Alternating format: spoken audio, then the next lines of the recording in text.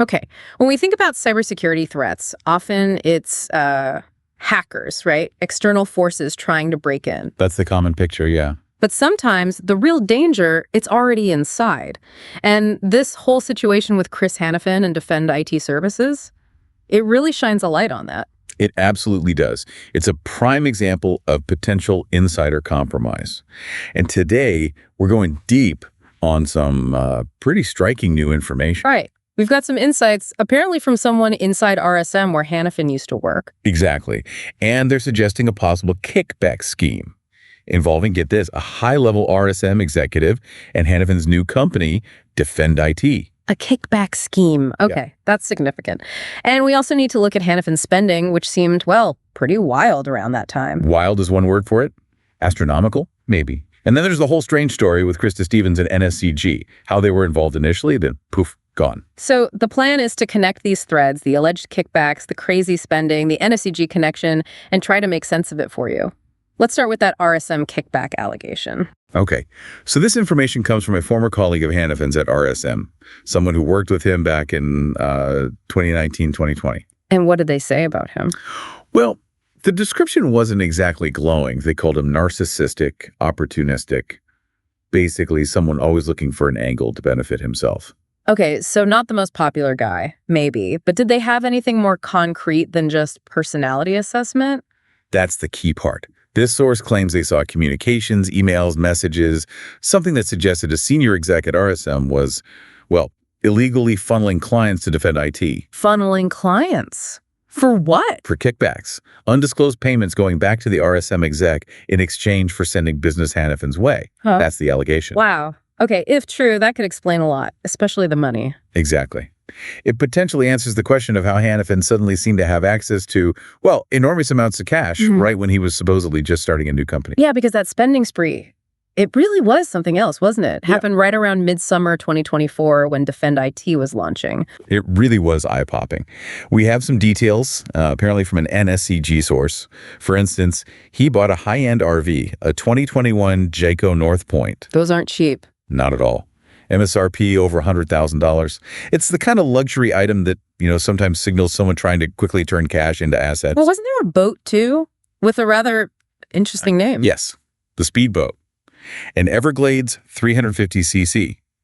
And he apparently named it the Payoff. The Payoff! You can't make this stuff up. How much would something like that cost? You'd mark it.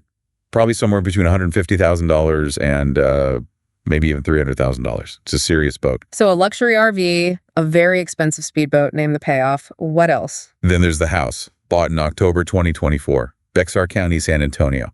Big place, 4 bedrooms, 3.5 baths, pool, 3,500 square feet. And the price tag. $685,000. But here's the kicker. That was apparently way over the average for the neighborhood, significantly over. That's how much over? The estimate is he overpaid by around $300,000. Paid $685K for a house in an area where the average was closer to $380K. Good grief. So let's tally that up. Over $100 for the RV, potentially $300 for the boat, $685K for the house with a $300K overpayment. We're easily talking over $1 million, right? Well over $1 million. All within a few months. Well, starting a new business, after bouncing between jobs at NSCG, RSM, Salotech, where does that kind of money just appear from? That is the $1 million question, isn't it? It just doesn't add up for a typical entrepreneur launching a startup. It screams red flag. And when you link that spending back to the alleged kickback scheme, it starts to paint a picture, doesn't it? A potential source of illicit income that could fund that kind of lifestyle. And, this connects to why you should care. It highlights how financial irregularities can be a major indicator of deeper problems, maybe even security risks within seemingly legitimate business contexts. And it fuels those other suspicions, the ones suggesting Defend IT might not be what it seems, that it could be, a front. Exactly. A front for selling sensitive information. That kind of activity could generate the large, quick sums needed for that spending spree. The unexplained wealth just adds fuel to that fire. Which brings us to Krista Stevens and NSCG, because this wasn't just Hannifin setting up shop alone, was it? No, not initially. Krista Stevens, the CEO of North-South Consulting Group, was actually involved in founding Defend IT back in midsummer 2024. She was even listed as the registrar agent. So she was significantly involved at the start. Very much so. But things at NSCG with Hannifin apparently weren't great before he left. Sources there described him as becoming erratic. Erratic how? Clashes with Stevens over management, over clients, and worse, there were already rumors circulating inside NSCG. Rumors about what? That Hannifin was already selling proprietary information, not just to competitors, but maybe even to foreign brokers. Okay, wait, so Stevens is having clashes with him. There are rumors he's selling sensitive info. Right. Serious stuff. And then she helps him set up his own company, provides resources, acts as registrar agent. That seems counterintuitive. It's incredibly puzzling, isn't it? Why would you help someone launch a competing venture, essentially, when you suspect they might be involved in shady, potentially illegal activities? Especially activities that could harm your own company. He was only at NSCG for about 8 months, right? Then he leaves, starts Defend IT with her initial help. Correct. But then, almost as quickly as it started, it ended. Stevens just abruptly cuts all ties, removes herself as the registrar agent. Complete reversal. Total 180. Which begs the question. Yeah. Why the sudden change of heart? What happened? Well, one theory floating around is compromise. Compromising material. Blackmail, basically. The idea is that maybe Hannifin had something on Stevens. Some kind of leverage. Which could explain why she initially helped him, right? Maybe she felt forced to keep whatever it was quiet. It's a possible explanation for her contradictory actions. Help him get set up, maybe to appease him or control the situation, then cut ties violently when the risk became too high or the leverage was somehow nullified. And this is where that trip comes in, doesn't it? The one to Mexico? Ah, yes, the Mexico trip. Happened right around the time Hannifin was leaving NSCG and starting to Defend IT. He went with a former colleague, Rudy Reyes.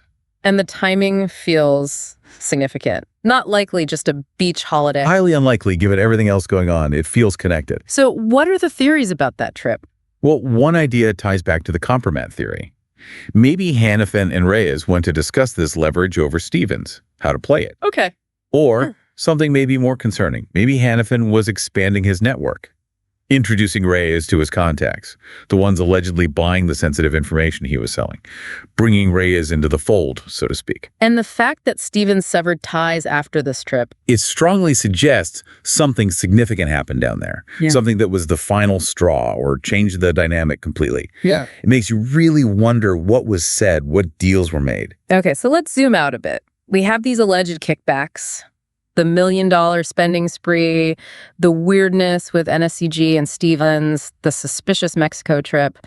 But there's a bigger potential issue here, isn't there? National security. Absolutely. We have to remember Hannifin's background. He's a retired U.S. Air Force officer. He has extensive cybersecurity experience. And he worked on sensitive projects, government-related stuff at multiple firms, Silotech, RSM, NSCG. Precisely.